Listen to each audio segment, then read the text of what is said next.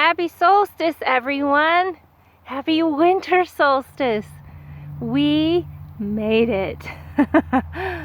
According to my Sun and Moon app, around Columbus, Ohio, we are 3 seconds longer in daylight than yesterday. And that is thrilling! Oh my gosh, it's thrilling. So, I'm just taking a tour around out here. We've had a pretty long stretch of gray, but the winter beauty is definitely around and showing, and I'm just out here soaking it up.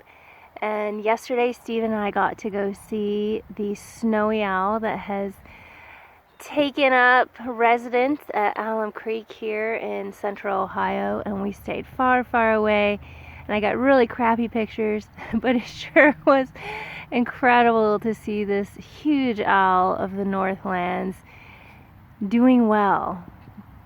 Sitting on the rocks, the riprap of the spillway, and seeing that that bird has food and everything that he or she needs to survive right now. And that's what I'm seeing right here in this moment on this 3.5 acres. This snag has been here since we moved in, which was about 10 years ago. And it looks like an old elm. And this tree has given so much shelter and life to so many.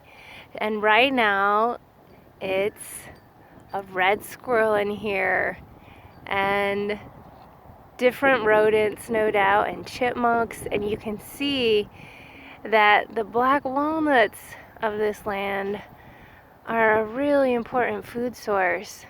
So imagine having all the black walnuts to fill up your belly, and this great, strong shelter of a tree to hold you in the cold of winter and to protect you from the rain and the sleet.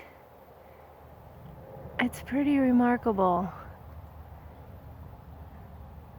I'm just appreciating so much how everything is connected. And I talk about that so frequently, but just connected more than I ever can fully understand. And so rather than letting it cripple me and say, okay, I better just sit here on this patch of earth and not do anything, I recognize that I'm part of that web and that you are too, and that we can look at those connections and revere those connections and honor them. And part of that honoring is letting our land, the land, do the land's work. And that means not hyper control by us, does it? So Steve's been working on weeds again, and we are planting some things again, as usual. But friends, I tell you what, we are seriously noting the trees and shrubs that are planted by birds or squirrels or anyone other than humans grow so much faster.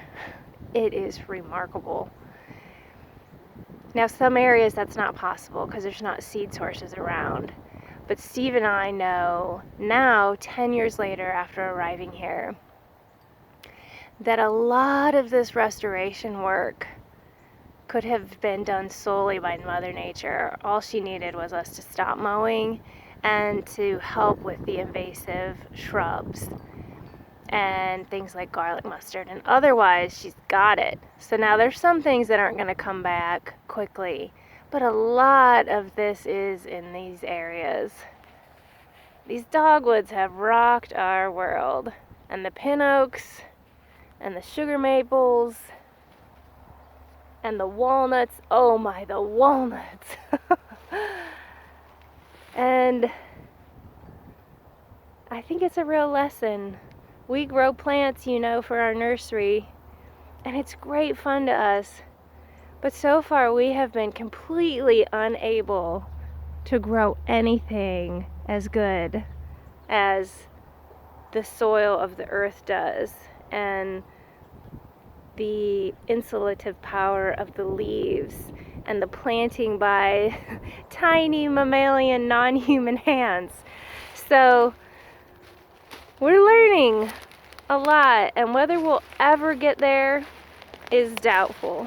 And that's okay, because I think maybe the lesson that we need is just bear witness.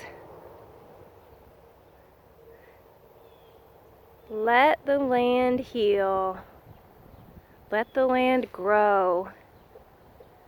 Control the problems that we've introduced.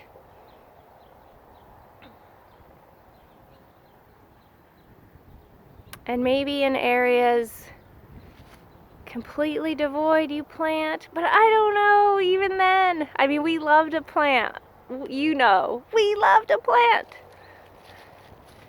But we have been at some parks lately, and the regeneration from the mother trees around, the fruiting trees, is phenomenal. And they did some tree plantings out there, and they're doing well. But oh my gosh, you compare the ones that were planted just naturally with the ones that were human grown, either in containers or bare roots, and I don't know. So I'm not discouraging anyone from planting, but I think what I am doing is really encouraging everyone to let plants grow, see what comes back. There is so much that we don't know. And so do both, because planting is fun. I love it. Steve loves it. It's healing to put trees in the ground. But let's also recognize that given time and space, that this earth knows what to do. So enjoy these slight reds of the silky dogwoods out there, and the low-hanging limbs of this pin oak that was no doubt planted by squirrels. And even enjoy the gray, and know the light is coming back, and we'll all be planting and growing again. And next year I'll be planting even more, given all what I'm talking about. But I'm given over to observation. Way more observation than I ever thought was necessary. Not even just in terms, obviously, of getting to know, because these are my friends, so getting to know them was a huge piece, has been a huge piece of my life, and a great joy and gift. But observation in terms of earth systems that I don't know. So happy winter solstice. Steve and I wish you a wonderful, wonderful winter. And we also welcome in the light.